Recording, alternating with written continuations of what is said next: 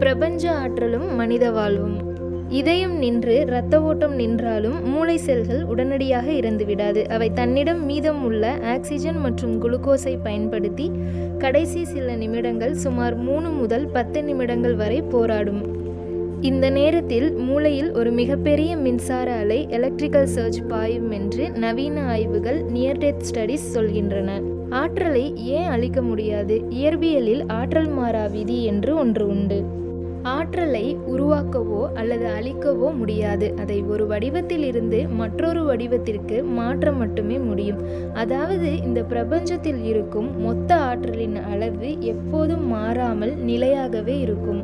Energy transformation. இயற்பியல் விதிப்படி ஆற்றல் அழியாது என்பதால் அந்த பயோ எலக்ட்ரிக் எனர்ஜி எந்த நிலைகளையெல்லாம் அடைகிறது என்பதை பார்க்கலாம். வெப்பமாக வெளியேறுதல். உடலில் ஓடிக்கொண்டிருந்த அந்த நுட்பமான பயோ எலக்ட்ரிக்கல் எனர்ஜி உடல் குளிர்ந்து போகும்போது வெப்பமாக மாறி சுற்றியுள்ள காற்றில் கலந்து விடுகிறது.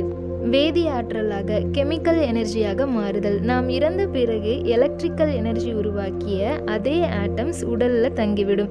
உடல் சிதைந்து மண்ணோடு மண்ணாகும் போது அந்த ஆட்டம்ஸ் வேதி ஆற்றலாக மாறி மண்ணுக்கும் அங்கிருக்கும் செடி கொடிகளுக்கும் சென்று சேரும். உடல் ரீதியாக பார்த்தால் அந்த எலக்ட்ரிக் எனர்ஜி வெப்பமாக மாறி சிதறிவிடுகிறது. ஆனால் மாடர்ன் ஃபிசிக்ஸில் தகவல் அழிவின்மை விதி, கன்சர்வேஷன் ஆஃப் இன்ஃபர்மேஷன் என்ற ஒன்று உண்டு. இதன்படி பிரபஞ்சத்தில் எந்த ஒரு தகவலும் இன்ஃபர்மேஷன் முழுமையாக அழிவதில்லை. மாடர்ன் ஃபிசிக்ஸில் தகவல் அழிவின்மை விதி, கன்சர்வேஷன் ஆஃப் இன்ஃபர்மேஷன் பற்றி நெக்ஸ்ட் வீடியோவில் பார்க்கலாம். தேங்க்யூ ஃபார் வாட்சிங்.